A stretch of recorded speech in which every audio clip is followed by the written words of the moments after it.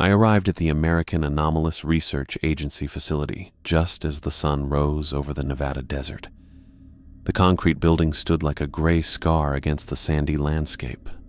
5 stories of windowless walls surrounded by a chain-link fence topped with razor wire. After 3 years working here, I still couldn't shake how ordinary it looked from the outside. Just another forgettable government building in the middle of nowhere, designed to blend into the emptiness rather than stand out. My ID card buzzed me through the outer gate, and I parked in my usual spot near the eastern entrance. The morning air felt cool against my face as I grabbed my bag and headed toward the door. The facility housed fewer than 50 employees on a typical day, and many had already been reassigned in anticipation of our shutdown. My footsteps crunched on the gravel as I walked, my mind already racing with what the day might bring. Once inside, I navigated the familiar hallways toward the break room. The fluorescent lights hummed overhead, casting the same sterile glow they always had. Most of the offices I passed were already empty, cleared out by staff who'd moved on to other assignments. My own office remained partially packed, with cardboard boxes stacked beside my desk waiting for my final day. I pushed open the break room door and found Michael and Timothy already inside. Michael leaned against the counter, coffee mug in hand, while Timothy sat at the table reviewing something on his tablet. They both looked up when I entered. "Morning, Dave," Michael said, raising his mug in greeting. "Ready for another exciting day of wrapping things up?" I smiled despite my fatigue. "As ready as I'll ever be." Timothy nodded at me without speaking, his eyes returning to his screen. That was typical for him. Always observing, processing, thinking. I poured myself coffee from the pot Michael had already made and took a seat at the table. "You hear anything new about the shutdown?" I asked, directing the question to both of them. Michael shrugged. "Same as before. 2 more weeks, then this place gets mothballed. All the equipment's being shipped to other sites. Nobody's saying where." "Or why," Timothy added, looking up from his tablet. 3 years of research, and they're just ending it. The rumors had been circulating for weeks. First came the reassignment notices for junior staff, then the equipment inventories, and finally the official memo announcing the facility's closure. No explanation given, just a date when operations would cease, and instructions for transitioning projects to other locations. Michael set his mug down harder than necessary. "You know what's crazy? After all this time, we still don't know what's on the lower levels." I knew immediately what he meant. Despite our security clearances, certain areas of the facility remained restricted, particularly the underground floors accessed by the elevator bank in the East Wing. None of us had ever been cleared to go below the main level. Whole place is getting shut down, and they'll cart away whatever's down there without any of us ever knowing what we've been working next to. Michael continued, lowering his voice even though we were alone. "Doesn't that bother you guys?" Timothy closed his tablet case. "Of course it does. So let's find out," Michael said, his eyes bright with the reckless enthusiasm I'd come to expect from him. "Facilities closing anyway. What are they going to do? Fire us twice?" I felt my stomach tighten. "You can't be serious." "Dead serious," Michael replied. "Look, we've got maintenance key cards that get us into most areas. And Tim here's got the memory of an elephant. Tell him, Tim." Timothy glanced toward the door before responding. "I've seen Rodriguez enter the code for the restricted elevator. Watched him do it 3 times last week when I was fixing the network panel nearby." "You memorized it?" I asked, though I already knew the answer. Timothy's attention to detail was legendary among our colleagues. He nodded. "It's a 6-digit sequence, not hard to remember." I took a sip of coffee to hide my unease. Breaking protocol went against everything I believed in. Yet the opportunity to finally discover what lay beneath our feet after years of speculation was undeniably tempting. "Most of the security staff will be gone after 6, Michael added. "Skeleton crew on nights now with the shutdown. Perfect timing." "This is crazy," I said, but my tone lacked conviction. "So, you're in?" Michael asked, grinning. I should have said no. Every rational part of me knew that. But after 3 years of unanswered questions, of secrecy and compartmentalization, the chance to finally understand what our work had been supporting proved too compelling.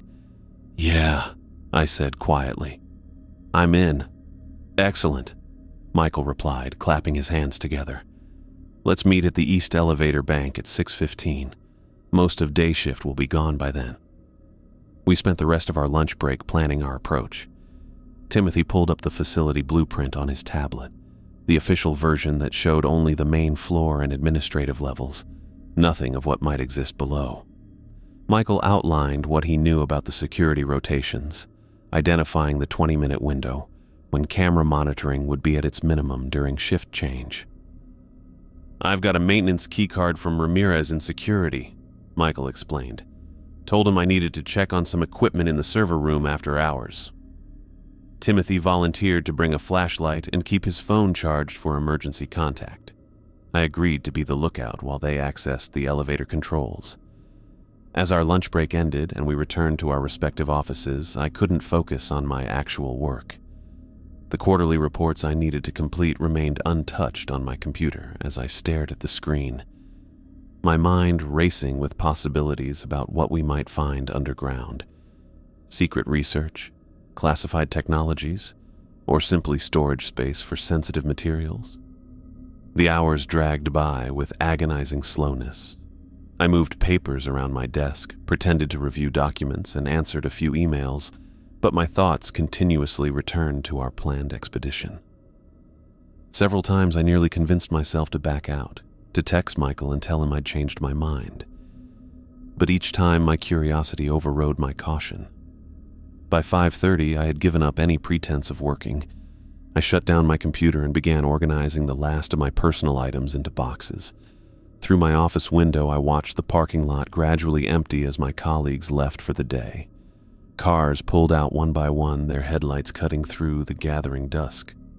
Security staff changed shifts, the day team heading home while the night crew took their positions at reduced capacity. As the minute hand of the wall clock ticked closer to 6, my heart rate increased. I counted the remaining vehicles in the lot, mapping each one to the staff I knew would still be in the building. The facility grew quieter around me, the daytime bustle replaced by the hollow silence of a place winding down its existence. At 5 minutes before 6, I stood and put on my jacket, trying to appear casual in case anyone saw me. The weight of what we were about to do pressed down on me, but there was no turning back now. I watched the final minutes tick by on the clock, counting down to the moment we would finally discover what the American Anomalous Research Agency had been hiding beneath our feet all this time. I watched the second hand on my office wall clock make its final sweep to 6:15. My desk was covered with half-packed boxes, files scattered across the surface that I'd given up organizing hours ago. My palms felt clammy as I stood, checked the hallway, and headed toward the East Wing elevator bank. The facility had transformed in the hour since most staff had departed. Hallways that bustled with activity during business hours now stretched empty before me, my footsteps echoing against the polished tile floor. A strange stillness hung in the air, the kind that settles over places designed for people when those people are absent. I rounded the corner to find Michael already waiting at our meeting point, bouncing slightly on the balls of his feet. He grinned when he saw me, though the expression didn't reach his eyes. "There he is," he said, his voice too loud in the quiet hallway. "Thought you might have chickened out." "I said I'd be here," I replied, glancing around nervously. "Where's Tim?" Michael checked his watch. "Should be here any— there he is." Timothy approached from the opposite direction, walking with measured steps that betrayed none of the anxiety I felt churning in my stomach. He carried a small backpack slung over one shoulder and nodded to us both in greeting. "Anybody still around?" he asked quietly. "Skeleton crew at the security desk," Michael answered. "Rodriguez and Chen. They're watching basketball on the monitor instead of the cameras." "You sure about that?" I asked. Michael shrugged. "Walked by there 5 minutes ago. Trust me, they don't care what's happening in this wing right now." Timothy unzipped his backpack and pulled out a small, tactical flashlight. "Brought this. My phone's fully charged too." "Great," Michael said, producing a white keycard from his pocket. "Got this from Ramirez yesterday. Maintenance access. Should work with the code Tim memorized." We stood before the elevator doors, hesitating. Unlike the other elevators in the building, this one had no floor indicator above it, just a small keycard reader and numeric keypad mounted on the wall beside it. "I'll keep watch," I said, positioning myself where I could see down both hallways. "Hurry up." Michael swiped the keycard through the reader.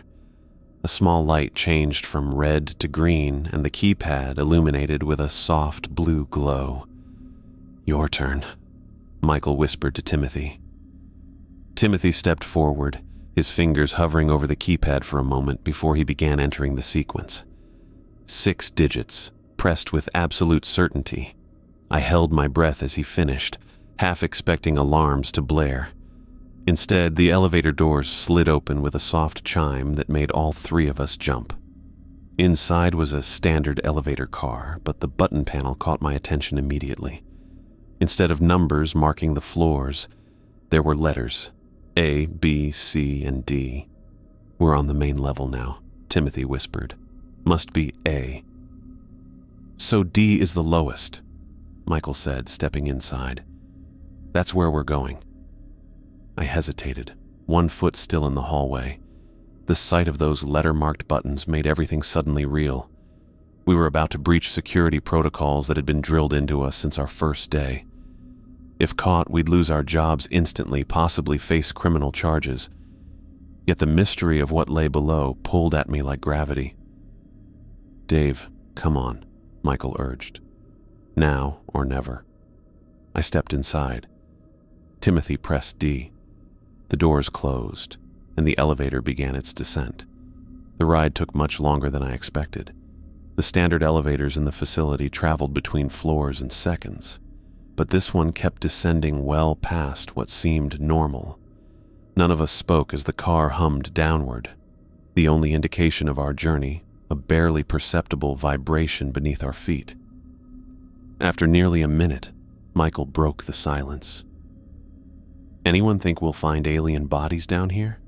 Maybe some crashed UFOs the government's been hiding?" His attempt at humor fell flat in the confined space, his laughter sounding strained and artificial. "Or super soldiers," he continued, shifting his weight nervously. "Genetic experiments, 2-headed dogs. You know, standard government black project stuff." Timothy kept his eyes fixed on where a floor indicator would normally be, though this elevator had none. "We've been descending for over a minute," he observed quietly. "We must be at least 5 stories below ground by now." "Deeper than the building plans ever showed," I added, calculating in my head. "No wonder this section's restricted." The elevator slowed, then came to a stop with a slight jolt. For a moment, nothing happened. I wondered if we needed another code to exit, or if perhaps the system had detected unauthorized access. Then the door slid open, revealing what lay beyond. A long corridor stretched before us, disappearing into shadow beyond the reach of the weak ceiling lights spaced too far apart. The walls were smooth concrete, unadorned by the motivational posters and bulletin boards that lined the upper floors.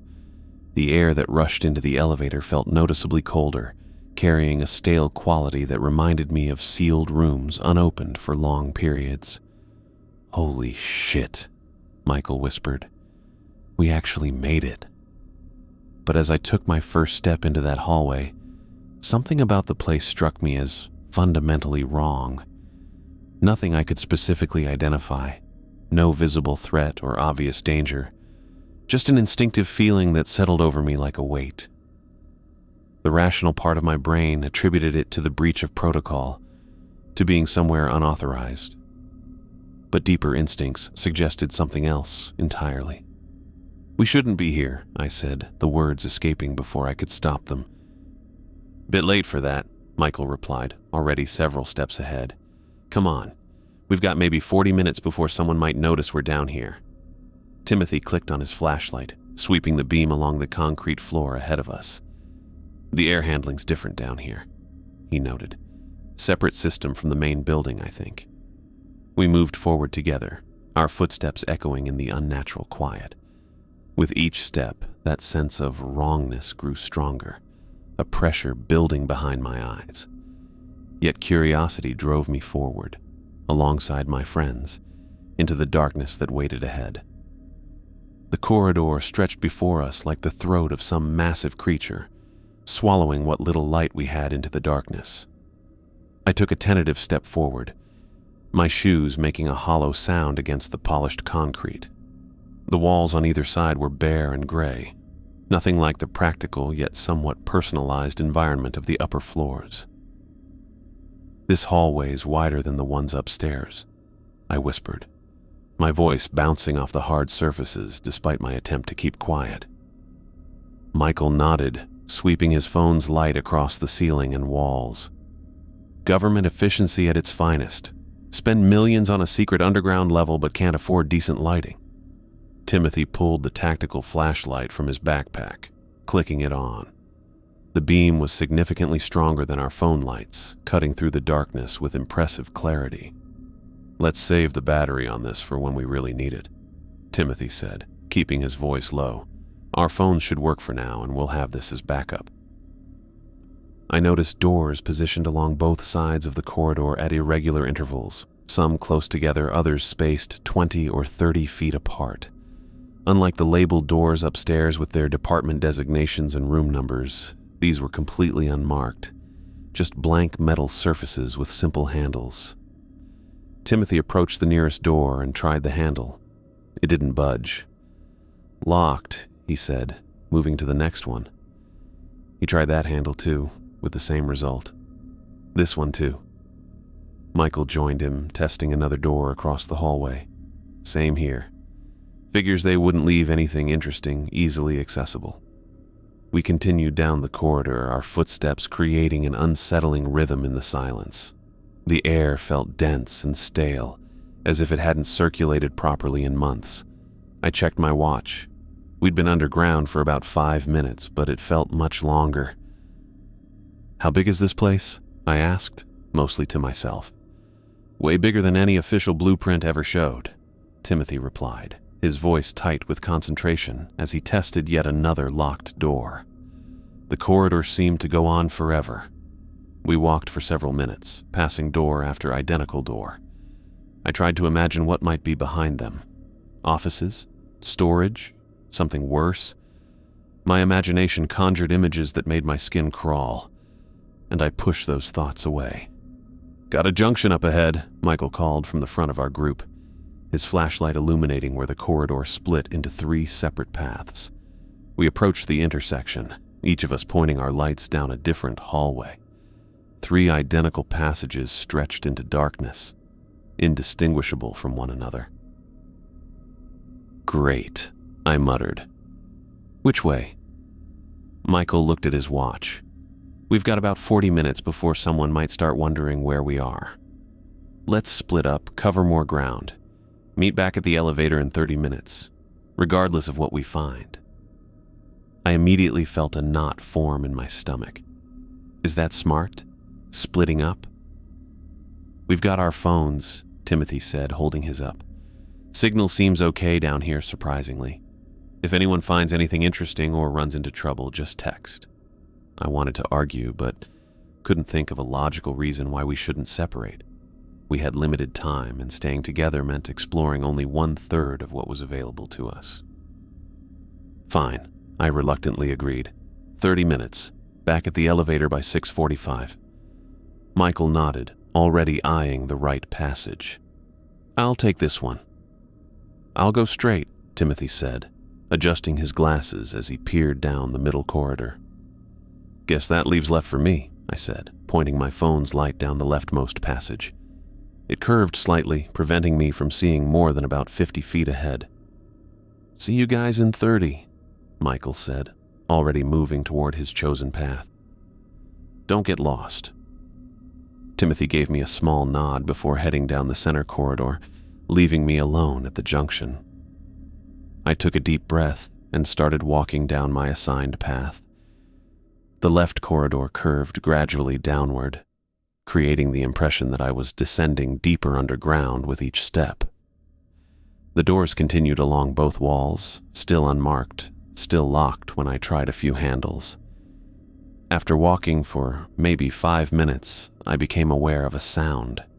At first, it was so faint I thought I might be imagining it, a sort of hissing or rushing noise that I attributed to ventilation systems. I paused, listening more carefully. The sound didn't have the mechanical consistency of air handling equipment. It ebbed and flowed like voices. I resumed walking, trying to convince myself it was just the building settling or water in pipes, but the sound grew more distinct as I continued. I stopped again, this time deliberately holding my breath to eliminate any noise I might be making. There it was, unmistakable now. Whispers, multiple voices speaking in hushed tones, seemingly coming from within the walls themselves. "Hello?" I called out, immediately regretting breaking the silence. My voice echoed down the corridor, but the whispers continued, unaffected by my call. I approached the nearest wall and pressed my ear against it. The cold concrete sent a chill through me, but the voices became clearer. Some phrases sounded like English, though I couldn't make out specific words.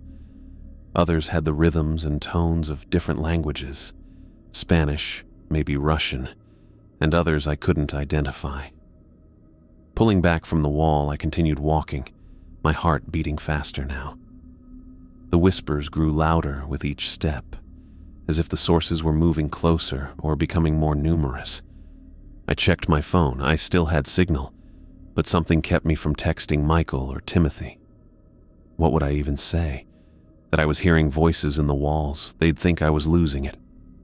I tried another door handle, partly to reassure myself that I was still in the real world where physical objects behaved as expected. The handle turned slightly before stopping, locked like all the others.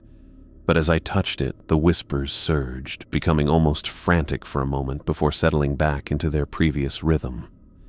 The corridor continued its gentle downward slope, curving slightly to the right now. I checked my watch again. I'd been walking for about 15 minutes. I should turn back soon to make our meeting time. Just as I was about to turn around, I noticed something different about the next door. Unlike the others, this one had a small rectangular window at eye level. I approached cautiously, the whispers growing more insistent as I neared it. I raised my phone, shining light through the window while keeping my face a few inches back, some instinct warning me not to get too close. The beam cut through darkness beyond, revealing a room much larger than I expected. I could see only a portion of it, rows of what looked like beds, tables. The angle made it hard to tell. I leaned slightly closer, trying to get a better view. The whispers suddenly spiked in volume, becoming almost a shout. I jerked back from the door, my heart hammering in my chest. The voices weren't coming from behind the doors. They really were in the walls themselves, all around me. And now I could understand some of the English phrases. Get out. Leave now. Not safe. A wave of cold dread washed over me. My earlier curiosity vanished, replaced by a primal need to escape. Something about this place was deeply wrong. The whispers weren't products of my imagination. They were warnings. I turned and began walking back the way I'd come, moving faster than before. The voices followed me, seeming to pace alongside me within the walls. Some grew louder, others faded, as if I was passing by different speakers. The effect was disorienting, making the corridor seem to shift and waver in my phone's light. As I rounded the curve that would take me back to the junction, I realized I was practically running. The confidence I'd felt when we first entered the underground level had evaporated, replaced by an overwhelming certainty that we needed to leave this place immediately. The whispers continued, unintelligible, yet somehow conveying urgency. I needed to find Michael and Timothy. We needed to get back to the elevator. We needed to get out. I backed away from the door window. my feet stumbling over each other as the whispers pressed in from all sides. The warnings echoed through the walls. Leave now, get out, not safe, fragmenting my thoughts with their urgency. Something pulled me forward despite every instinct screaming to turn back. I had about 15 minutes before I needed to meet Michael and Timothy at the elevator. 15 minutes to discover what lay beyond that door. I tried the handle, expecting resistance like the others we'd encountered. To my surprise, it turned completely in my grip. Unlike the other doors that required keycards or access codes, this one seemed to have a malfunctioning lock. The security light above the keypad glowed red, but the mechanism had clearly failed. The heavy metal door swung open with surprising ease, releasing a rush of even colder air that washed over me. I stood frozen in the doorway, my phone's light cutting a weak path into darkness so absolute it seemed to swallow the beam. The whispers stopped. The sudden silence hit me like physical pressure against my eardrums. I took a tentative step forward, then another. The room extended far beyond what I'd glimpsed through the window. My light revealed only patches of the space, too small to comprehend its true size. I moved further in, sweeping my phone from side to side. The floor changed from concrete to smooth tile that clicked under my shoes. The echo suggested an enormous, open space. I kept walking, trying to make sense of the shapes emerging at the edge of my light. Then my beam caught something. A face. I jumped back, nearly dropping my phone. The face didn't move. I steadied myself and aimed the light directly at it. A man stared back at me with open, unblinking eyes. He wore what looked like a modern American military uniform, his posture rigid and upright. But he wasn't standing. He was suspended somehow, inches above a platform. I moved my light to the left. Another figure, then another. Row after row of them, stretching beyond my light's reach. "Hello?" I called out, my voice small and weak in the vastness. No one answered. No one moved. I forced myself closer to the nearest figure. The man's skin had an unnatural waxy quality. His eyes were clouded over, fixed in an eternal stare. I recognized his uniform as standard U.S. Army issue, relatively recent. His name tape read Collins. I waved my hand in front of his face. Nothing. Not even a blink. My light revealed more details as I swept it across the room. These weren't living people. They were preserved. Perfectly preserved bodies arranged in perfect rows. Hundreds of them. Maybe thousands.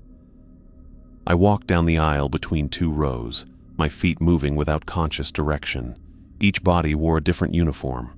Some I recognized as American military from various eras.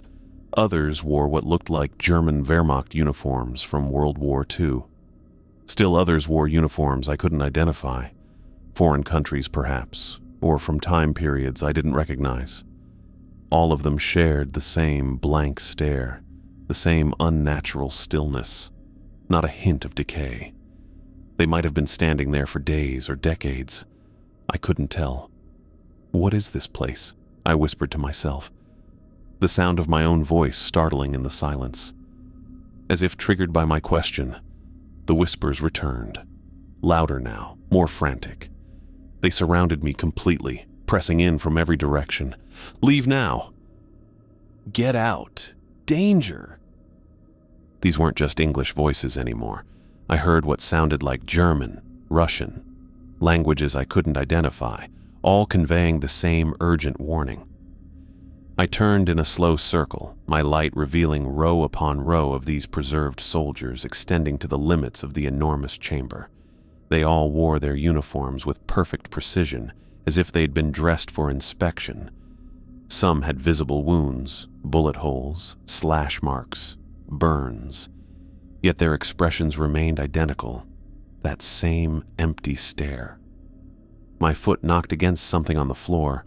I pointed my light down to see a small metal plate embedded in the tile. Numbers were etched into its surface, 1951, 1953. I moved forward and found another plate, 1939, 1945. Each section had dates, War dates. These were soldiers from wars throughout history, collected and preserved like specimens. But why? And by whom? I continued walking, unable to tear myself away despite the growing chorus of whispers begging me to leave.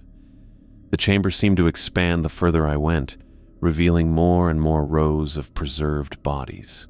Then I saw something that made me stop cold. A section at the far end of the room held platforms with no bodies on them. Empty spaces, waiting. The plates embedded in the floor in front of these empty platforms read 2022. The date had no end, just a dash extending into the future. That's when I noticed a door at the far end of the chamber.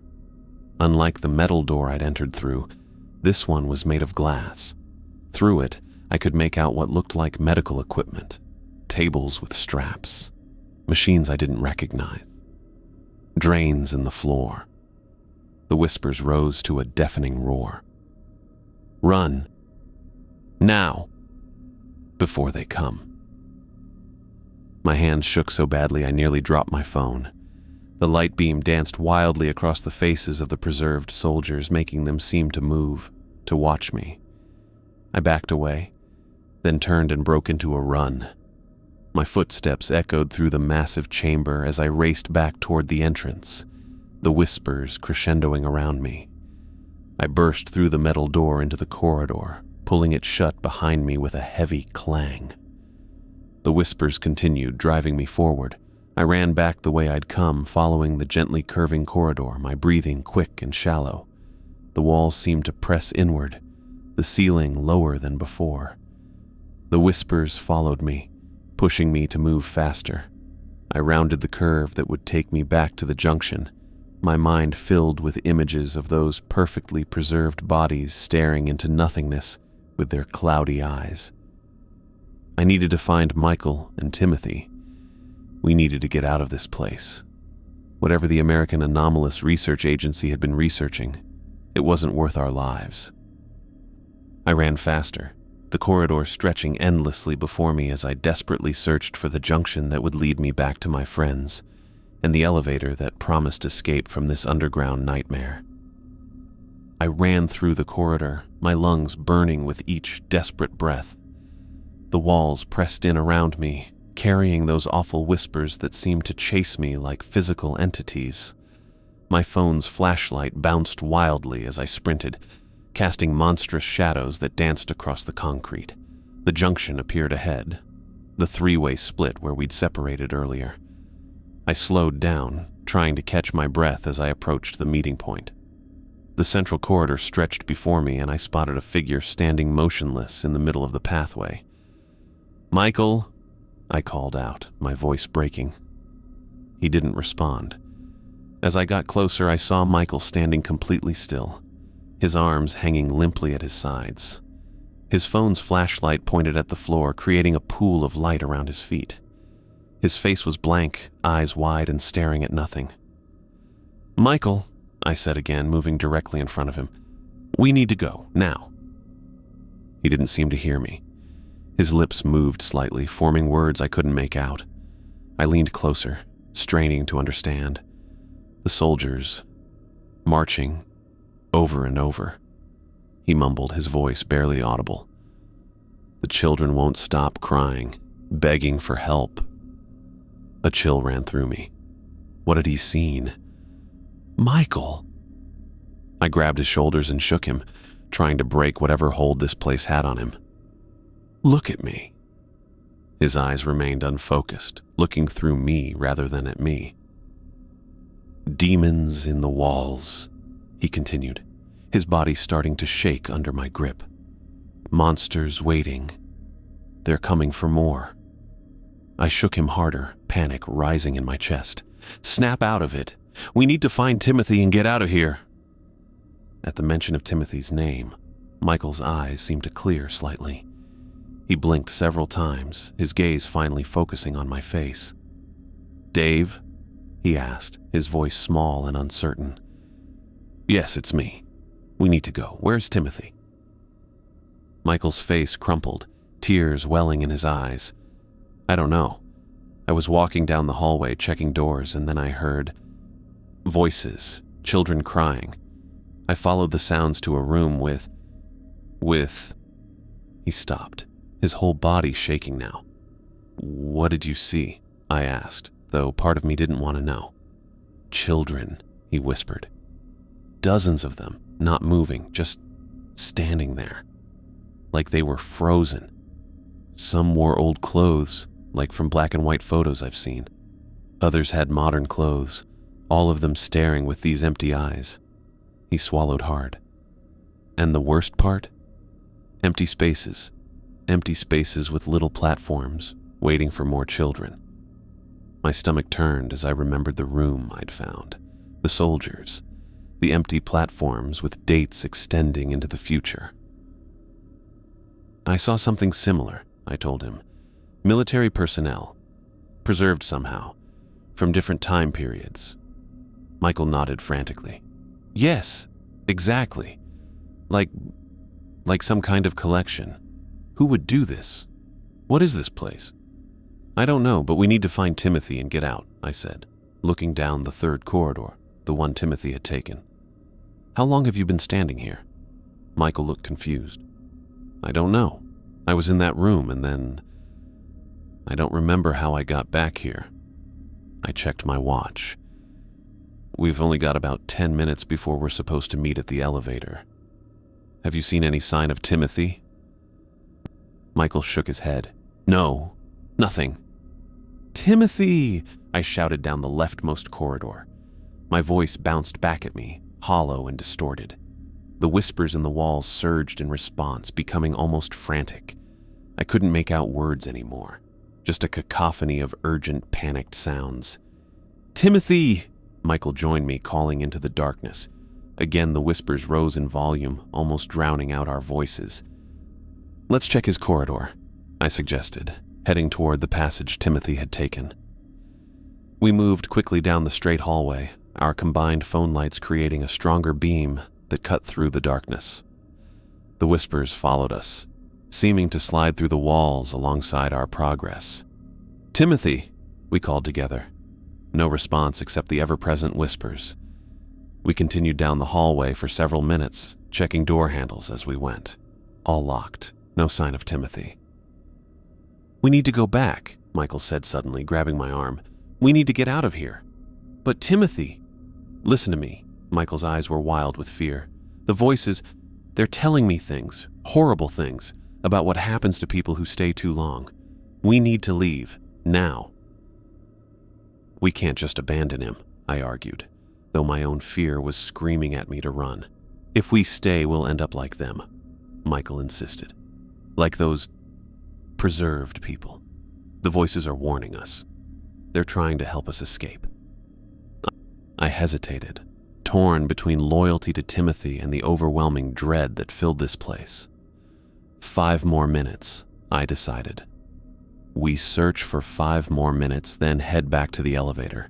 If he doesn't show up, we'll get help from security. Michael nodded, though he didn't look convinced. 5 minutes, that's it. We resumed our search, moving faster now, calling Timothy's name with increasing urgency. The whispers seemed to rise and fall with our calls, almost as if responding to us. "Why are they doing this?" Michael asked between shouts. "Why preserve people like that?" "I don't know," I admitted. "But whatever it is, it's been going on for decades, maybe longer." We reached the end of Timothy's corridor, finding nothing but another junction leading to more hallways. No sign of our friend. "Time's up," Michael said, checking his watch. "We need to go." I took one last look down the branching corridors, guilt washing over me. "Timothy!" I called one final time, as loud as I could. The whispers surged to a deafening level, and I swore I heard a clear voice among them. "Go now!" "Let's go," I said, turning back toward the main junction. We jogged back the way we'd come, our footsteps echoing in the cold, stale air. When we reached the original junction, we turned toward the elevator corridor without discussion. The need to escape had become overwhelming, pushing aside all other concerns. As we neared the elevator, Michael suddenly grabbed my arm again. What if Timothy found his way back already? What if he's waiting for us upstairs? I hadn't considered that possibility. Maybe. Let's hope so. We reached the elevator, the metal doors looking like the most beautiful thing I'd ever seen. Michael jabbed the call button repeatedly, as if that would make it arrive faster. Come on, he muttered. The whispers grew louder around us, more insistent. I pressed my hands against my ears, trying to block them out. The elevator chimed softly, and the doors slid open. We practically fell inside, Michael immediately hitting the A button for the main floor. As the doors began to close, I caught a glimpse of movement at the far end of the corridor, a shadow shifting in the darkness. Wait, I said, putting my hand out to stop the doors. I think I saw something. It might be Timothy. Michael slapped my hand away, hitting the close door button repeatedly. No way. We're leaving, now. The doors slid shut, cutting off my view of the corridor. The elevator began its ascent, and I felt a momentary weightlessness as we started our journey back to the surface. What if that was him? I asked, anger mixing with my fear. It wasn't, Michael said firmly, his face pale and drawn. Trust me, it wasn't Timothy. We rode in silence after that, the elevator humming around us as it carried us upward. The whispers faded with each floor we passed, until all I could hear was our ragged breathing and the mechanical sounds of the elevator. What had we done? What had we seen? And most importantly, what had happened to Timothy? The elevator continued its ascent, taking us away from the preserved bodies, the whispers in the walls, and our missing friend. I couldn't shake the feeling that we were leaving more than just Timothy behind in those dark corridors. We were leaving answers to questions I wasn't sure I wanted to ask anymore. The elevator doors opened, and the harsh fluorescent lights of the main floor hit us like a physical blow. After so long in the darkness below, the ordinary office lighting seemed as bright as stadium floodlights. My eyes watered as I stumbled forward, legs weak and unsteady. We made it, I gasped, leaning against the wall to keep from falling. My hands pressed against the cool surface, confirming it was real, normal, not like the walls below that carried whispers. Michael didn't respond. He doubled over and lurched toward a nearby trash can, retching violently. The sound of his vomiting filled the quiet hallway as his body rejected what his mind had experienced. I wanted to help him, but couldn't make my legs move yet. I blinked rapidly, trying to adjust to the light and regain my composure. The familiar hallway with its beige walls and generic office carpet looked so mundane, so impossibly normal after what we'd seen underground. It felt like we'd crossed from a nightmare into reality, except the nightmare had been real. Timothy, I said suddenly, remembering our friend. We need to call him. My hands shook as I pulled out my phone. The signal showed full bars up here, unlike the strange connectivity we'd had below. I dialed Timothy's number, listening to it ring. Voicemail. Straight to voicemail. Timothy, it's Dave. Call me the second you get this. We're back on the main floor by the elevator. Michael's with me. We need to know you're okay. I hung up and tried again immediately. Same result. Michael wiped his mouth with the back of his hand and straightened up, his face ashen. Any answer? I shook my head. Voicemail. Try again, he urged, his voice hoarse from vomiting. I did, with the same result. Timothy, please call back. We're worried about you. We're waiting by the elevator on the main floor. We stood there, staring at the elevator doors, as if willing them to open and reveal our missing friend. Minutes passed in tense silence, broken only by my repeated calls to Timothy's phone. What if he's still down there with those things? Michael asked, sliding down the wall until he sat on the floor, knees pulled up to his chest. They weren't things, I said. They were people, preserved somehow. Like specimens, Michael whispered. A collection. I checked my watch. We'd been waiting 10 minutes already. We need to give him more time. Maybe he found another way up. Michael shook his head. There is no other way up. We saw the blueprints. The blueprints didn't show the underground levels either, I reminded him. We lapsed into silence again. I kept trying Timothy's phone every few minutes, but it continued going straight to voicemail. The elevator remained motionless, its digital display showing it was still on our floor. After nearly 20 minutes of waiting, Michael began to rock back and forth, his arms wrapped around his knees. The children wouldn't stop crying, he said, his voice barely audible. Behind the glass, they looked so perfect, like dolls, but their eyes knew what had happened to them. I didn't want to hear this. I didn't want to think about what we'd seen down there. Some wore clothes from the 40s, 50s, he continued, staring at nothing. Little boys in short pants and suspenders, girls in pinafore dresses, but others had modern clothes, t-shirts with cartoon characters I recognized. One had light-up sneakers, Dave. Light-up sneakers. Michael, stop, I said, my stomach turning. He didn't seem to hear me. They were arranged by height. By height, Dave. Who would do that? Who would take children and preserve them like that? And the voices from the walls, they begged me to help them. They said they'd been waiting so long. I slid down the wall to sit beside him, needing the support. The soldiers I saw were arranged by war, by time period.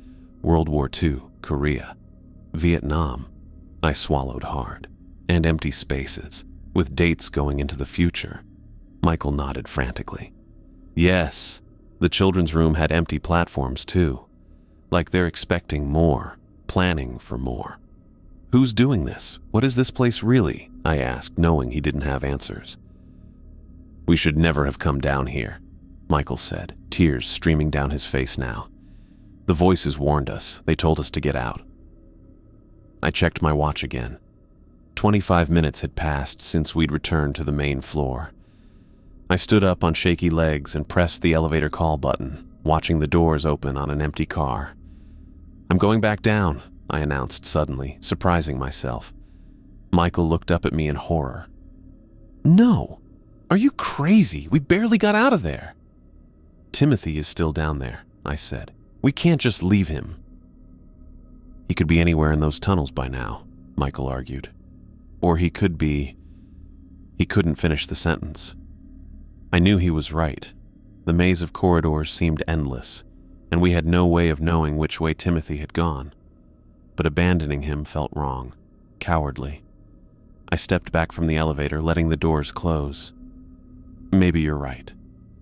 Michael pulled himself to his feet, still unsteady. We need to get help, real help.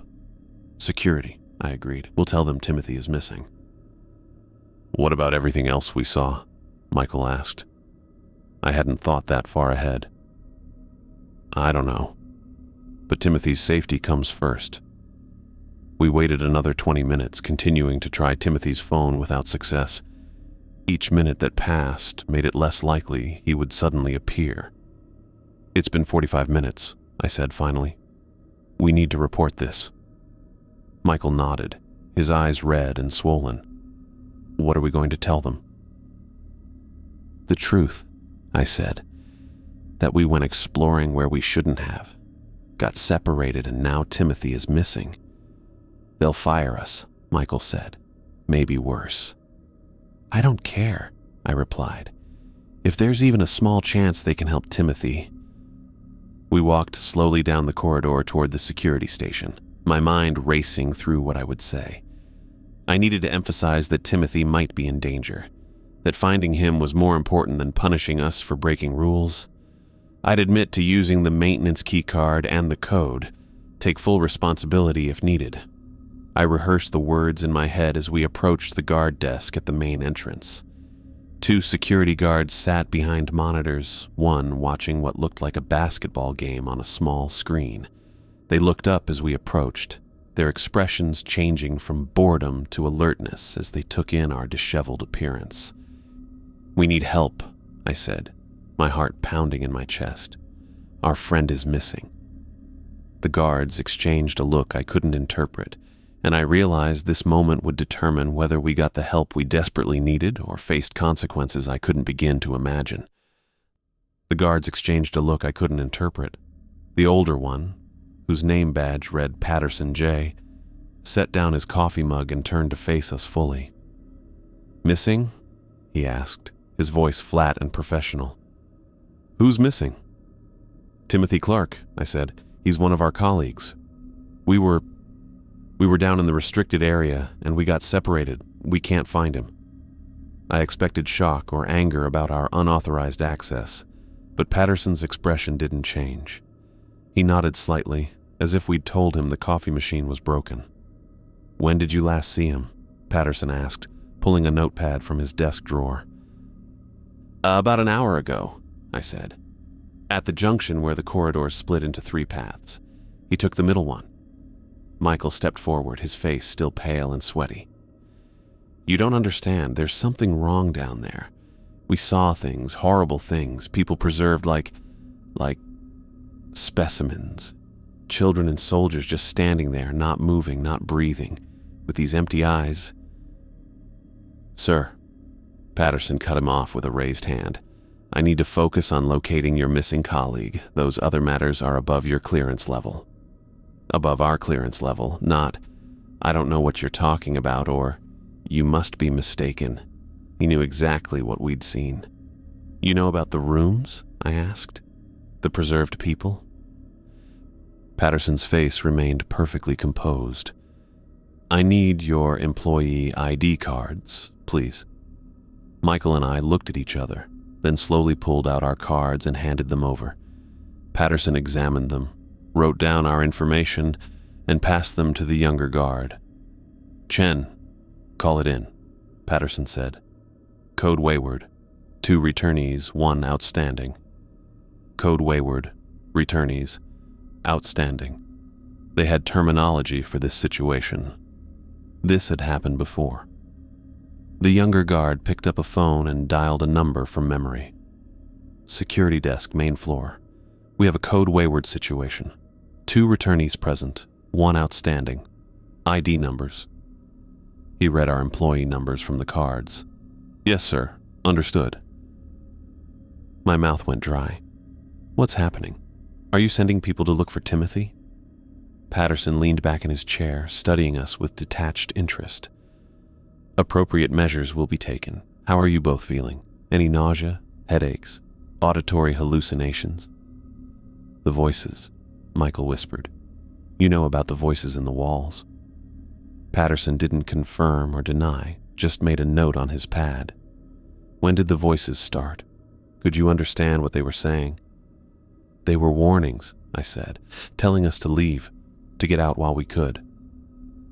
Patterson nodded as if I'd confirmed something he already knew. "And the missing employee, Timothy Clark, did he report hearing these voices as well?" "I don't know," I admitted. "We got separated before." I trailed off, realizing how little I actually knew about what had happened to Timothy. "Please take a seat." Patterson gestured to a row of chairs along the wall. "Someone will be here shortly to assist you." "Assist us?" Michael's voice rose. "We don't need assistance. Timothy needs help. He's still down there with those things." Patterson's expression didn't change. "Sir, please lower your voice and take a seat." We sat down, though every instinct told me to keep arguing, to demand action. The calm, procedural way they handled our panic was almost as disturbing as what we'd seen underground. Michael leaned toward me, whispering, "They know, Dave. They know about all of it." I nodded, watching as Patterson made more notes and Chen continued monitoring the security screens, occasionally glancing our way. Neither seemed concerned or surprised by our story. "Do you think Timothy is okay?" Michael asked quietly. Before I could answer, the main entrance doors opened. 2 men in dark suits walked in, moving with purpose. They didn't look like regular security or office staff. Their posture was too rigid, their expressions too controlled. Patterson stood up as they approached. The returnees are here, sir. The taller of the two men nodded. We'll take it from here. I found myself standing, though I didn't remember deciding to. What about Timothy? Are you sending people to find him? The man turned to me, his face blank. Mr. Martinez, correct? I nodded, uneasy that he knew my name without asking. I'm Agent Collins. This is my colleague, Agent Ramirez. We'd like you to come with us, please. Where? Michael demanded, also standing. Just to the conference room, Collins said smoothly. We need to debrief you about tonight's events. What about Timothy? I repeated. A team has already been dispatched, Ramirez said. His voice had a practiced quality, as if he'd said these exact words many times before. Your cooperation will help us locate your colleague more efficiently. I didn't believe him, but I didn't see that we had much choice. We followed the agents down the hallway toward the main conference room, the same one where we'd had our quarterly meetings for the past 3 years. Inside, the lights were already on. 2 folders sat on the table, each with a name, mine and Michael's. The agents gestured for us to sit, then took positions across from us. What time did you enter the restricted area? Collins asked without preamble. Around 6:15, I said. But shouldn't you be focusing on finding Timothy instead of questioning us? Collins ignored my question. And you separated at the junction approximately 10 minutes later? Yes, Michael said. I took the right corridor, Timothy took the middle, and Dave took the left. And what did you see in your respective corridors? Ramirez asked, opening a laptop. Michael glanced at me, then back at the agents. I found a room with children. They were preserved somehow, standing upright, not moving, from different time periods. Some looked like they were from the 40s or 50s, others were modern. And there were empty platforms like they were waiting for more children. I expected disbelief or at least surprise, but Ramirez simply typed Michael's statement into his laptop. And you, Mr. Martinez? Collins turned to me. I swallowed hard. A similar room, but with soldiers. Military personnel from different wars, different countries. Also preserved. Also with empty platforms labeled with future dates. More typing. No reaction. The voices, Michael blurted out. What are they? Why are they in the walls? Collins and Ramirez exchanged a brief look. That information is classified, Collins said. Now, did either of you enter any other rooms or interact with any of the preserved specimens? They're not specimens, I said sharply. They're people. Dead people who've been preserved like museum displays. Who's doing this? What is this facility really for? Collins looked at me with something like pity. Mr. Martinez, the American Anomalous Research Agency deals with matters beyond standard classification. The less you know, the better for your psychological well-being. Our psychological well-being? Michael laughed, a high, thin sound. I saw children, preserved children, with empty spaces waiting for more. And you're worried about our psychological well-being? Ramirez closed his laptop. We understand this has been traumatic. That's precisely why protocols exist for these situations. Protocols. They had procedures for this. This had happened before. How many others? I asked suddenly. How many other employees have found their way downstairs? Neither agent answered, but their silence told me everything. What happened to them? I pressed. Collins sighed and reached into his jacket. He pulled out 2 envelopes and slid them across the table. Your employment with the American Anomalous Research Agency is terminated, effective immediately. These letters contain the details of your severance packages, which are quite generous considering the circumstances. I stared at the envelopes. They'd been prepared in advance. They had expected this to happen. What about Timothy? Michael asked, his voice breaking. Mr. Clark's situation will be handled according to established protocols, Ramirez said. What does that mean? I demanded. It means you should focus on your own futures, Collins said. 2 SUVs are waiting outside to take you home. You'll find all personal items from your offices have been packed and will be delivered to your residences tomorrow." "That's it?" Michael stood up, his chair scraping loudly against the floor. "Timothy is missing. We've seen things no one should see, and you're just sending us home with termination letters?" "Mr. Torres," Collins said, his voice cooling slightly, "I should remind you that your employment contract included extremely strict confidentiality clauses. Discussing anything you've seen tonight with anyone, including each other after you leave this facility, constitutes a serious federal offense, punishable by up to 20 years imprisonment." "You're threatening us," I said. "I'm reminding you of legal obligations you already agreed to," Collins corrected. "Now, shall we proceed to the exit?" We were given no choice. Collins and Ramirez escorted us through the hallways toward the main entrance. The building felt different now, not just a workplace with some restricted areas, but something alien and threatening. How had I spent 3 years here without sensing what lay beneath? At the security desk, Patterson handed us visitor badges to replace our employee IDs. "Turn these into the drivers when you reach your destinations." "Jerry," I said, reading his full name from his badge, "you know what's down there. How do you work here knowing that?" Jerry Patterson looked at me with empty eyes that reminded me too much of the preserved bodies. "Good evening, sir. Please proceed to the vehicles." Outside, 2 black SUVs idled in the parking lot, engines running. A man in a suit stood by each one. "Mr. Torres, the vehicle on the left," Collins directed. "Mr. Martinez, the one on the right." "You're separating us?" Michael asked, suddenly looking panicked. "Standard procedure," Ramirez said smoothly. "The drivers will take you directly to your homes." Michael grabbed my arm. "Dave, what about Timothy? We can't just leave him." I didn't know what to say. What could we do against an organization that had clearly handled this situation many times before? "Mr. Torres, please proceed to your vehicle," Collins said, his tone hardening. Michael's grip on my arm tightened. "Dave, the voices. They knew. They tried to warn us." "I know," I said quietly. "Michael, we'll talk tomorrow, okay? We'll figure this out." He nodded reluctantly and let go of my arm.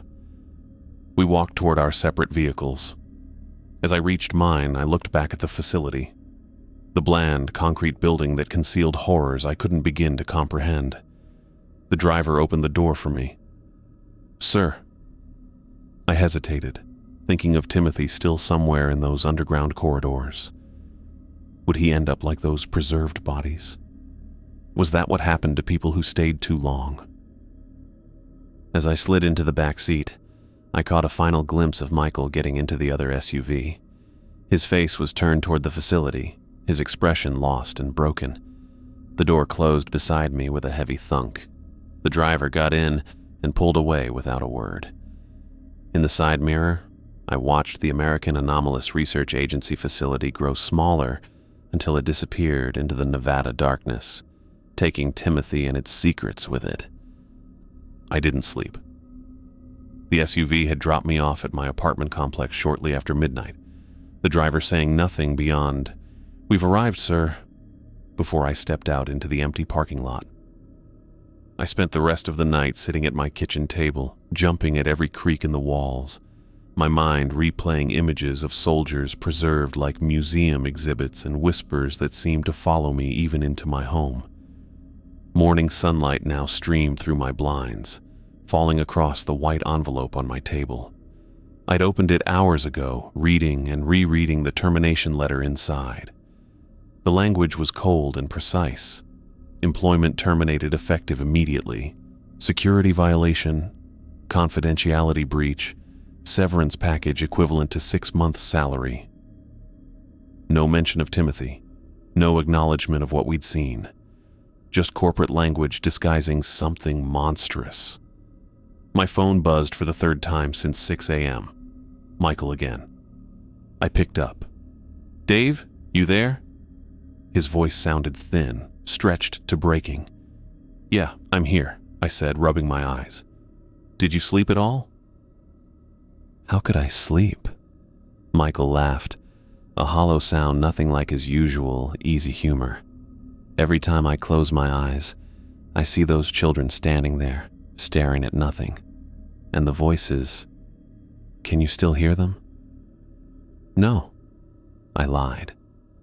The truth was, I kept thinking I heard whispers coming from my bathroom pipes, from the vents, from the walls themselves. But admitting that would only make Michael worse. I can, he said. They're quieter up here, but they're still talking, saying things, asking me to come back. I gripped the phone tighter. That's just the stress, Mike. It's not real. It was real down there, he countered. You heard them too. I couldn't argue with that. Have you heard anything about Timothy? Any calls or texts? Nothing. Michael's voice cracked. Dave, what if he's become one of them? What if they took him and preserved him like the others? The image hit me like a physical blow. Timothy standing motionless with clouded eyes. Another specimen in that horrific collection. I pushed the thought away. I'm going to try calling his family, I said. His sister lives in Phoenix. He mentioned her once. Okay, call me back. I need to know he's all right. I hung up and pulled my laptop toward me, logging into the employee portal we used at work. My credentials still functioned, surprisingly, but when I searched for Timothy Clark in the directory, I found nothing. His profile had been completely removed, as if he'd never worked there. I tried human resources, where emergency contact information would be stored. My access had been revoked for that section. Every trace of Timothy had been systematically erased overnight. My phone buzzed again. Michael. Any luck? He asked immediately. No, they've already scrubbed him from the system. It's like he never existed. Michael went quiet for a moment. I'm coming over, he said finally. I can't stay here alone. The walls keep talking. Okay, I agreed, worried about his mental state. Do you need me to pick you up? No, I'll drive. I'll be there soon. After he hung up, I tried to put my apartment in order. Empty coffee mugs littered the counters from my sleepless night. The blinds were still drawn, giving the place a shuttered, hidden feeling. I pulled them open, letting sunlight flood the living room. Henderson spread out below my third-floor apartment. Normal people going about normal lives, unaware of underground chambers filled with preserved bodies and walls that whispered warnings. By noon, a knock came at my door. Michael stood in the hallway, a bottle of whiskey in one hand and a backpack slung over his shoulder. He looked terrible, hair unwashed, eyes bloodshot, stubble darkening his normally clean-shaven face. He'd changed clothes at least, but his shirt was buttoned incorrectly. You look like hell, I said, stepping aside to let him in. Feel worse, he muttered, walking straight to my kitchen and placing the whiskey on the counter. Got any glasses? I checked my watch. It's barely noon, Mike. And? He stared at me, challenging. I sighed and pulled 2 tumblers from the cabinet. He'd drink with or without me, and I wanted to keep him talking. Michael poured generous amounts into both glasses, pushing one toward me before taking a long swallow from his own. He winced as it went down. So, what's your theory? He asked, leaning against the counter. Government experiments? Alien technology? Some kind of preservation technique we've never heard of? I took a small sip of whiskey, feeling it burn my throat. I don't know. Those bodies, some looked decades old, but they weren't decaying. The children's room had kids from at least the 40s, Michael said, staring into his glass. I recognized the clothing styles, but others wore modern clothes, like they've been collecting them for generations. The soldiers were organized by war, I added. World War II, Korea, Vietnam, but also more recent conflicts, and uniforms from different countries too, not just American. Michael took another drink. Who would do this, and why? What's the point of preserving dead people like that?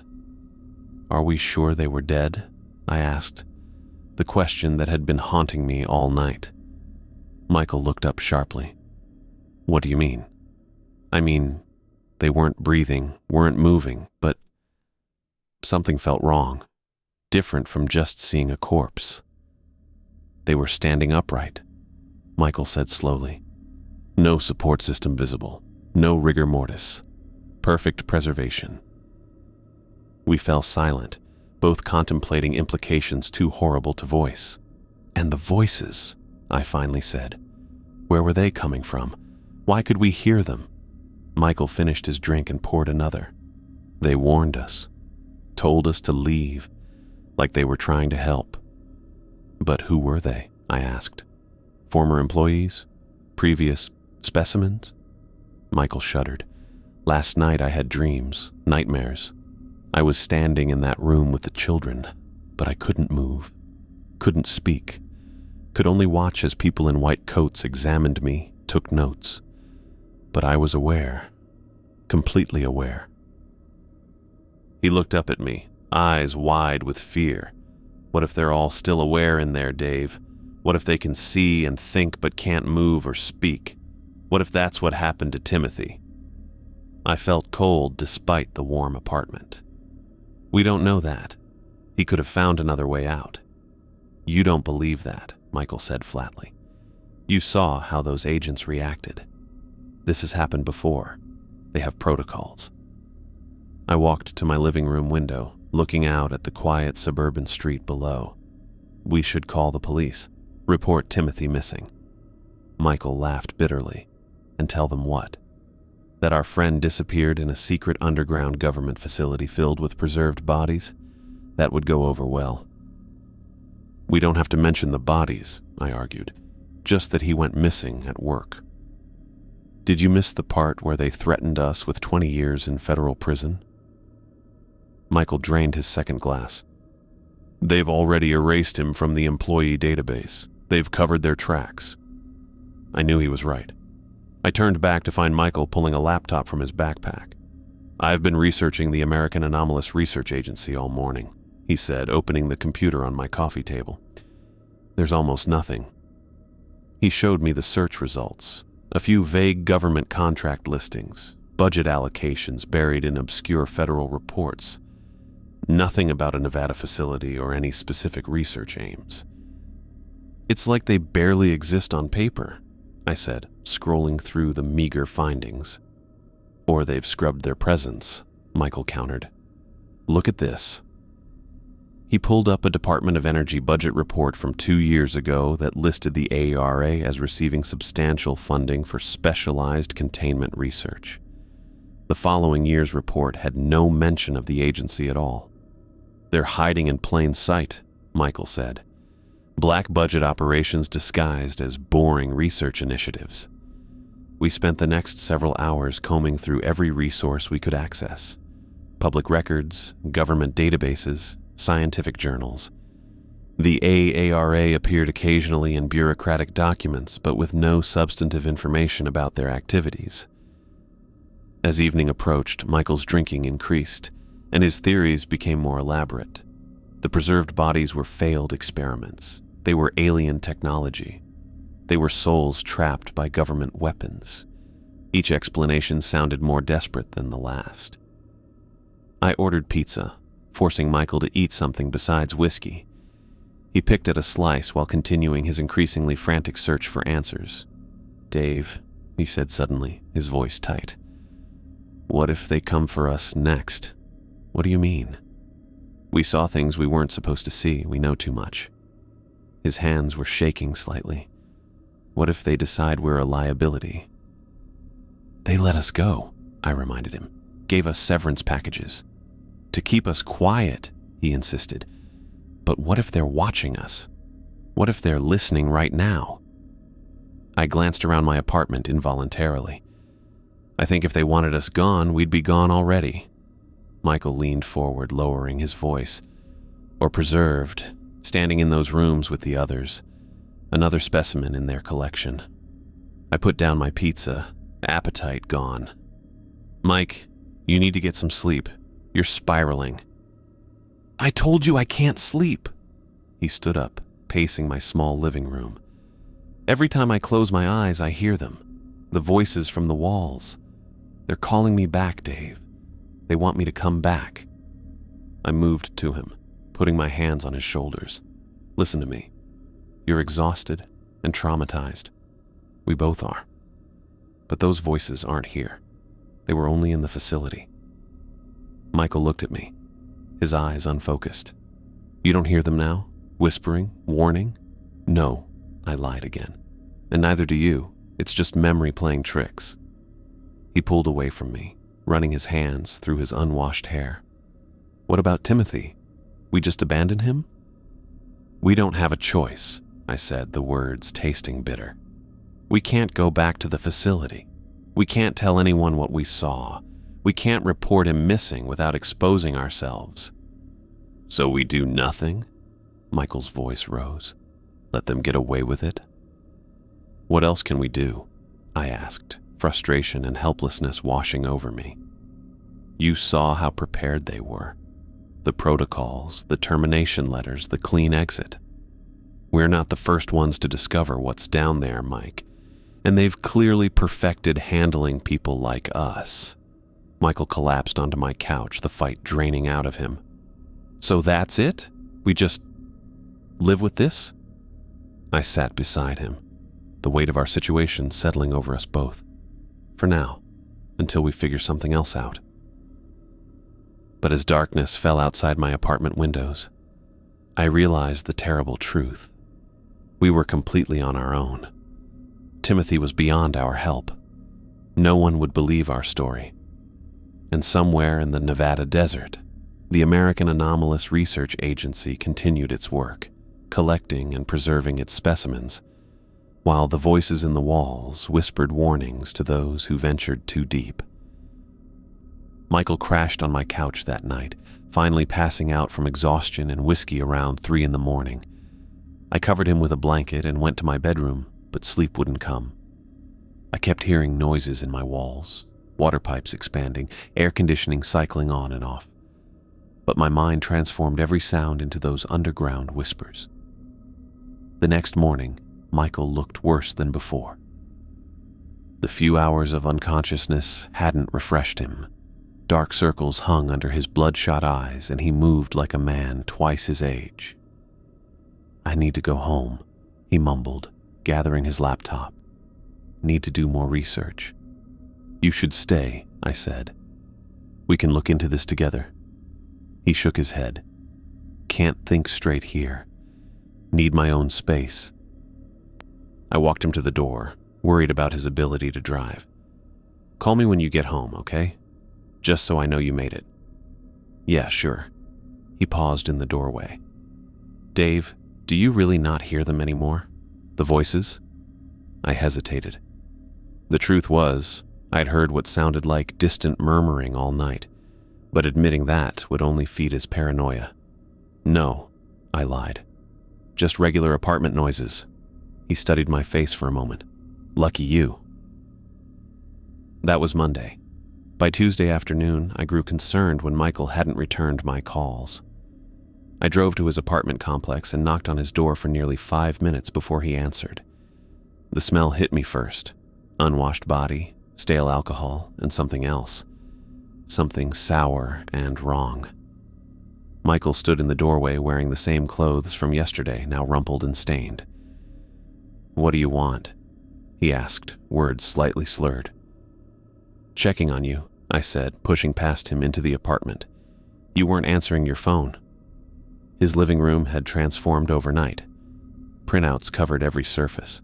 His coffee table, couch, even taped to the walls. News articles, research papers, government documents, and conspiracy theory blog posts. Many had sections highlighted or circled in red marker, with Michael's scribbled notes in the margins.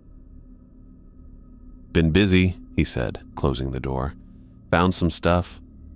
I picked up the nearest paper, a declassified document about MK Ultra from the 70s. Another nearby was a printout about consciousness transfer experiments supposedly conducted in the 80s. Mike, have you slept at all? He ignored my question, grabbing a stack of papers from the couch. Look at this. Similar facilities, all over the country, hidden underground, black budget projects.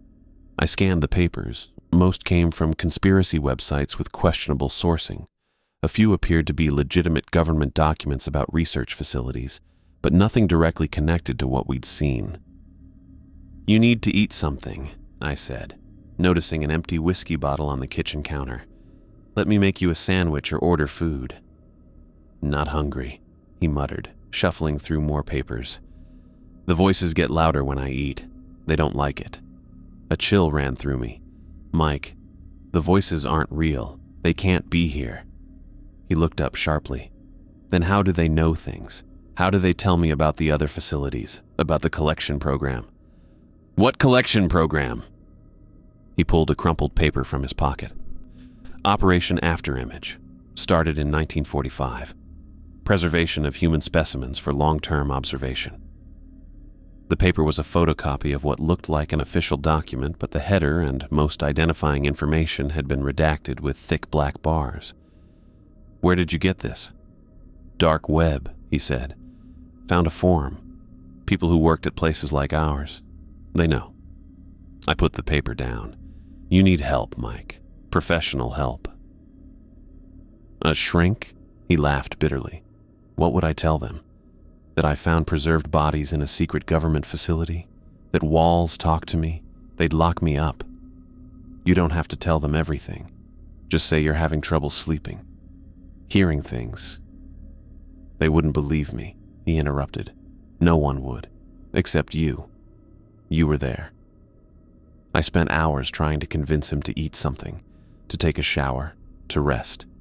He agreed to eat half a sandwich I made, but refused to stop his research. I left that evening only after extracting a promise that he'd call me if things got worse.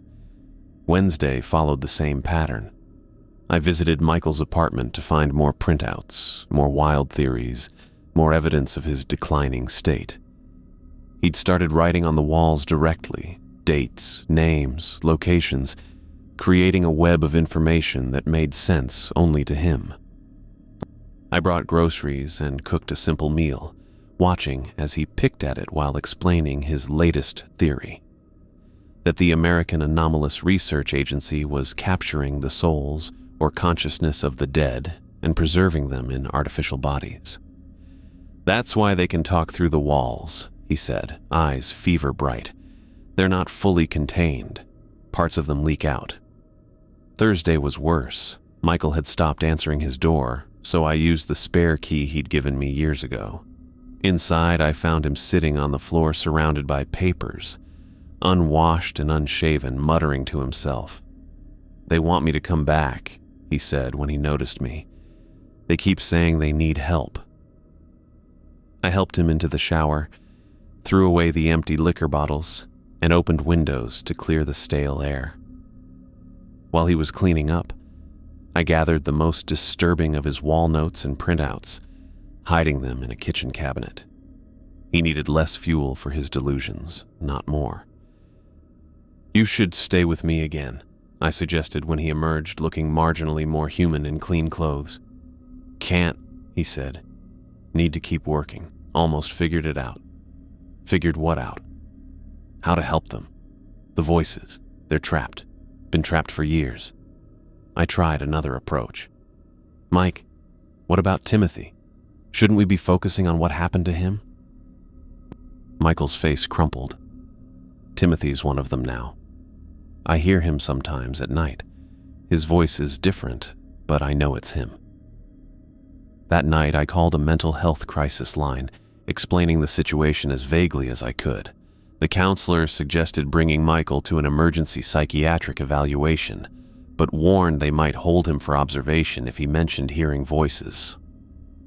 Given what we knew about government agencies and their interest in our silence, I feared what might happen if Michael started talking about preserved bodies and underground facilities while institutionalized. Friday morning, I woke to a text from Michael. "Sorry for everything. Never should have dragged you down there." Something in the wording sent alarm bells ringing through my head. I called immediately, but it went straight to voicemail. I tried 3 more times while throwing on clothes and grabbing my car keys. The drive to Michael's apartment took 20 minutes in morning traffic. Each minute stretched like an hour. I kept calling his phone, kept getting voicemail. I tried telling myself he was just sleeping. His phone was dead. Any explanation other than the one growing more certain with each unanswered call. I parked haphazardly in the lot and ran to his building, taking the stairs 2 at a time to the 3rd floor. His door was locked.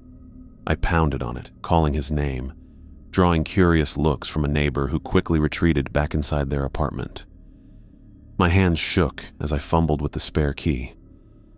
The door swung open to reveal an apartment in worse disarray than before. Papers everywhere, empty bottles, food containers, but no Michael in the living room or kitchen. "Mike?" I called, moving toward the bedroom. "You here? Answer me, man." The bedroom door stood partially open. I pushed it wider, taking in the rumpled bed, clothes scattered across the floor, more papers taped to these walls. The closet door was closed. I knew before I opened it. Some part of me knew exactly what I would find. He had used his belt. A sturdy leather one I recognized, looped over the closet rod. Michael's face was discolored, his eyes open but unseeing. Nothing like the vacant stare of the preserved bodies, but somehow worse for being so undeniably final. My legs gave out. I collapsed to the floor, pulling my phone from my pocket with numb fingers. I dialed 911, giving the operator the address in a voice that didn't sound like my own. On the dresser, a single sheet of paper stood propped against a lamp. 7 words written in Michael's increasingly erratic handwriting. "Can't stop the voices. They want me." The next hours passed in a blur. Paramedics confirming what I already knew. Police asking questions I answered mechanically. Had he seemed depressed? Yes. Had he threatened suicide? Not explicitly. Did he have a history of mental illness? Not that I knew of. They showed minimal interest in the note. Depression, they concluded. Probably exacerbated by alcohol. They asked about family members to notify, and I provided what little information I had about Michael's estranged sister in Phoenix. Nobody asked about our jobs or why we had both suddenly been terminated. Nobody questioned the strange research materials plastered across the apartment. To them, it was just another sad case. Another statistic. A detective took my statement in Michael's living room while body removal specialists worked in the bedroom. He asked if I wanted grief counseling resources. I nodded without really hearing him. "There's nothing you could have done," he said, handing me a card with hotline numbers. "When people make this choice, they usually find a way, no matter what." But he was wrong. There was something I could have done. I could have stopped Michael from going down to that basement level. I could have reported Timothy's disappearance to outside authorities immediately. I could have taken Michael's deterioration more seriously. The detective left me sitting alone in Michael's chaotic apartment. Body gone. Police gone. Just me and the evidence of my friend's final frantic days scattered around me. I began gathering the papers, reading Michael's notes more carefully now. Most were disjointed, paranoid ramblings, but some contained information that seemed too specific, too detailed to be mere delusion. Coordinates of other facilities. Names of officials connected to something called Project Afterimage. Dates going back decades. In one notebook he had written, "They preserve the body but trap the consciousness. Decades of awareness without the ability to move or speak. Only the walls let them communicate." Had the voices actually told him this? Or had his mind created explanations for the inexplicable horrors we'd witnessed? I would never know. Like Timothy, Michael was gone, and I was still here, still hearing occasional whispers from my heating vents and water pipes that might be nothing more than normal house sounds, or might be something far worse. I packed Michael's research into 3 large garbage bags. I couldn't leave it for the landlord or family members to find. Couldn't risk someone else getting pulled into this nightmare. I wasn't sure whether I would destroy it all or continue where Michael left off. At that moment, standing in my dead friend's apartment with the smell of his body still lingering in the air, I couldn't make that decision. What I knew for certain was that 2 of my closest friends were dead because we had ventured where we shouldn't have, and somehow, for reasons I couldn't understand, I had survived while they had not. The weight of that knowledge pressed down on me until I could barely breathe. I carried the bags to my car, looking over my shoulder, half expecting to see black SUVs watching me. The sky was bright blue, the day moving forward as if nothing had happened, as if Michael Torres hadn't just ended his life because of what we had discovered beneath our workplace. In my car, I sat with my hands gripping the steering wheel, unable to start the engine. In 8 days, I had lost both my friends. 8 days since we had taken that elevator down. 8 days since we had learned that some secrets should remain buried deep underground, behind locked doors that whisper warnings to those foolish enough to enter. 2 weeks after Michael's funeral, I drove back to the Nevada desert. The service had been small. Just me, Michael's sister who flew in from Phoenix, and a handful of former coworkers who hadn't been told the circumstances of his death. No one from the American Anomalous Research Agency had attended. No one had mentioned Timothy. I didn't tell anyone where I was going. My apartment still felt charged with Michael's desperate energy, the air still tainted by the memory of the research papers I'd collected from his walls. Those papers now filled a locked filing cabinet in my spare bedroom, evidence of his spiral that I couldn't bring myself to destroy, but couldn't bear to examine. The familiar drive through the desert seemed shorter than it had during my years of employment. The morning sun cast long shadows across the scrubland as I turned onto the access road that led to the facility. About a mile before I would have reached the main gate, I spotted the construction vehicles. Yellow bulldozers and cranes surrounded what remained of the 5-story concrete building. The outer fence had been replaced with temporary chain-link barriers marked with "Demolition in Progress" signs. I pulled my car onto the shoulder of the access road and sat watching through my windshield. Workers in hard hats moved across the site like ants, carrying out what looked like a carefully choreographed dismantling. Half of the main building had already been reduced to rubble. The remaining portion stood with its interior exposed, floors visible like shelves in a bookcase. All equipment, furniture, even internal walls had been stripped away. I got out of my car and walked closer to the fence, staying far enough away to avoid attracting attention. Heat rose from the desert floor as I studied what remained of my workplace. The east wing, where our fateful elevator had been located, was completely gone. Nothing remained but concrete dust and twisted rebar. A construction worker passed close to my position, carrying a clipboard. "Excuse me," I called out. "What's happening to the underground levels?" He looked up, squinting at me through the chain link. "What underground levels?" "Below the main building," I said. "There are several floors beneath ground level." He shook his head. "Not according to our plans. Just the main structure and foundation." He looked at me more carefully. "You worked here or something?" I nodded. "For 3 years." "Government stuff, right?" he asked, lowering his voice slightly. "Got the contract last week. Rush job. They're paying triple for us to have this place gone by the end of the month." "What about the contents?" I asked.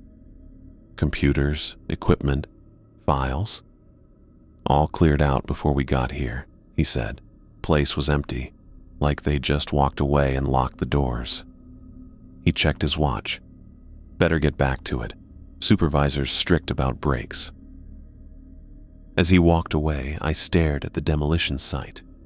Were they simply removing all evidence of the above-ground facility while sealing the underground chambers?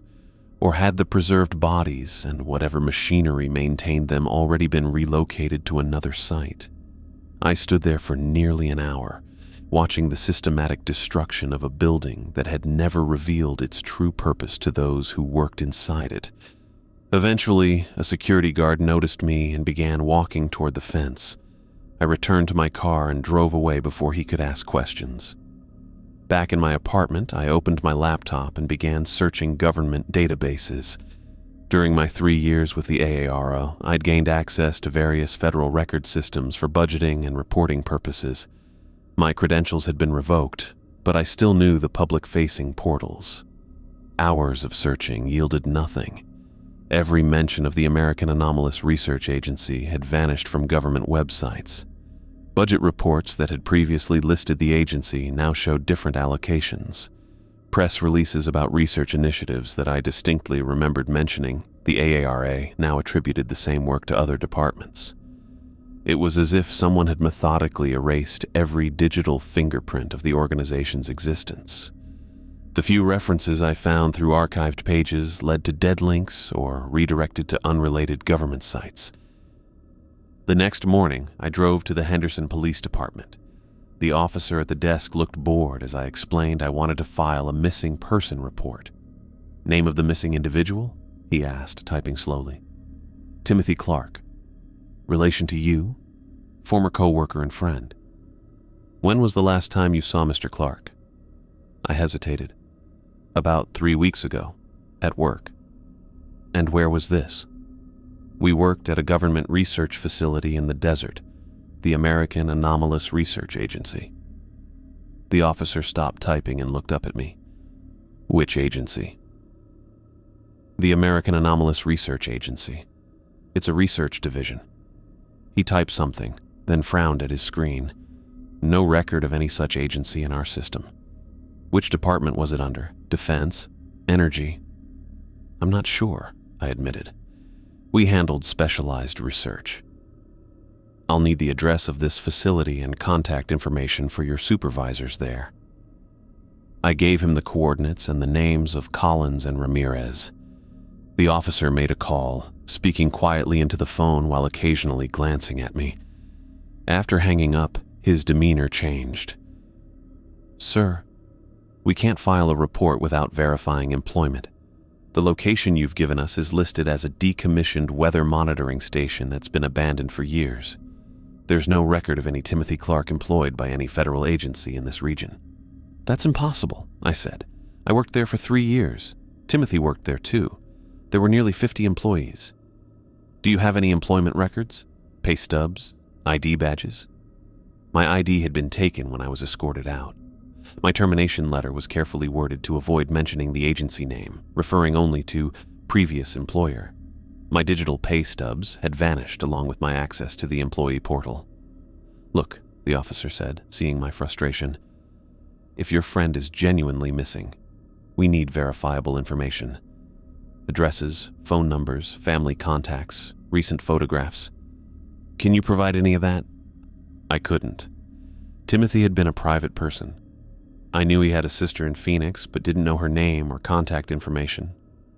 The personnel files had been wiped from the system. Even the photos we'd taken at company events had been on my work phone, which had been confiscated. "I'm sorry," the officer said, not unkindly. "Without more information, there's nothing we can do." I left the police station understanding with crystal clarity what had happened. Timothy hadn't just disappeared physically, he'd been erased from official existence. His records, his employment history, everything that would prove he had ever worked at the facility had been systematically removed. My former employers had proven remarkably thorough in their cleanup operation. They hadn't just demolished a building, they had erased their entire operational history, including the people who had worked there. The next week, I put my apartment up for rent and packed my belongings into a small U-Haul trailer. Henderson held too many memories, too many ghosts. Michael's empty apartment across town, the missing presence of Timothy, the knowledge that just beyond the city, workers were erasing the last physical evidence of what we had discovered. I chose Colorado almost at random, far enough from Nevada to feel like a fresh start, close enough that the drive wasn't overwhelming. Boulder offered anonymity and distance. I found a small one-bedroom apartment and sent out job applications, leveraging my accounting background while carefully omitting any mention of the RA from my resume. Within 2 weeks, I was hired by a local accounting firm handling small business clients. The work was straightforward and mindless, exactly what I needed. I spent my days with numbers that made sense, figures that balanced, problems with clear solutions. Nothing like the inexplicable horrors I had witnessed underground, but the nights were harder. Sleep came reluctantly and brought vivid dreams, endless corridors stretching into darkness, walls that whispered urgent warnings, and always, the preserved bodies standing in perfect rows, their clouded eyes somehow tracking my movement through the room. Sometimes Timothy stood among them, his face waxy and immobile, but his eyes alive with recognition. Sometimes Michael hung suspended like the others, his mouth moving slightly, trying to tell me something I couldn't understand. I would wake, gasping, certain I could hear whispers coming through my heating vents or water pipes. The sound would fade as I became fully conscious, leaving me unsure whether it had been real or imagined. After weeks of broken sleep and daytime exhaustion, I bought a notebook and began writing. First just disjointed memories and impressions. The feel of the cold air rushing from the elevator when the doors opened, the exact shade of blue of the keypad light, the rhythmic pattern of the whispers. Gradually, I organized these fragments into a coherent narrative, starting with that lunch break when Michael first proposed exploring the restricted areas. I wrote each evening after work, filling page after page with detailed descriptions of everything we had seen and experienced. I recorded the precise timeline of events, the exact layout of the underground corridors as I remembered them, the arrangement of the preserved bodies in their neat rows, the warnings from the voices in the walls, Michael's gradual unraveling and Timothy's disappearance, the practiced efficiency with which we had been removed from the facility and the subsequent erasure of all evidence. The writing process was painful but necessary. Each session left me drained but somehow lighter, as if transferring the memories to paper reduced their weight in my mind. I wasn't writing for publication or even for others to read. This was partly therapy, partly documentation of events I feared might otherwise seem like delusions if I ever began to doubt my own memories. As months passed, the nightmares came less frequently. The whispers faded from my pipes and vents, though occasionally I still thought I heard them, in the moments between waking and sleeping. My life in Boulder developed its own routine: work, occasional hikes in the nearby mountains, quiet evenings at home with books or streaming services. I made a few friends and dated occasionally, but kept everyone at a careful distance. How could I possibly explain what had happened, what had changed me? The weight of secrets created an invisible barrier between myself and others. My notebook eventually became 3, then 5, then a dozen. I bought a fireproof safe to store them, unsure whether I was protecting them from accidental destruction or preventing others from reading them. Perhaps both. In my final notebook, I wrote directly to some imagined future reader, perhaps someone who might find my accounts after my death, or another person who had encountered something similar and was searching for confirmation they weren't insane. To this unknown reader, I offered the conclusions I had reached after months of reflection. Some government agencies operate entirely outside public knowledge or oversight. Some research programs continue for decades without scrutiny. Some discoveries are hidden not to protect national security, but because they defy explanation or ethical boundaries. I wrote about the cost of curiosity. 2 friends dead because we couldn't resist exploring where we didn't belong. I detailed how quickly and efficiently an organization could erase not just its operational footprint, but the very existence of people associated with it. Most importantly, I wrote a warning. If you discover abandoned research facilities, sealed doors with unusual security measures, elevators that descend further than building plans indicate, walk away. Report nothing. Tell no one. Return to your normal life and try to forget what you've seen. Because somewhere in the Nevada desert, beneath the demolished remains of a nondescript concrete building, those chambers might still exist. The preserved bodies might still stand in their perfect rows. The voices might still whisper their warnings to empty corridors. And somewhere, perhaps in another facility hidden underground in some remote location, Timothy might stand among new specimens, his eyes clouded but aware, his consciousness trapped in an immobile body, becoming another voice in the walls trying to warn those who come too close to secrets that should remain buried. I closed my final notebook and locked it away with the others. Outside my apartment window, Boulder continued its normal evening rhythm. People walking dogs, couples heading to dinner, students returning from late classes. None of them knew what existed beneath the surface of our world. None of them had heard the whispers. And I had come to realize that this ignorance was a blessing. Because once you hear the voices in the walls, once you see what waits in those underground chambers, you can never truly escape them. You can only hope to live with the knowledge, to carry on despite it, and to warn others away from the same discovery.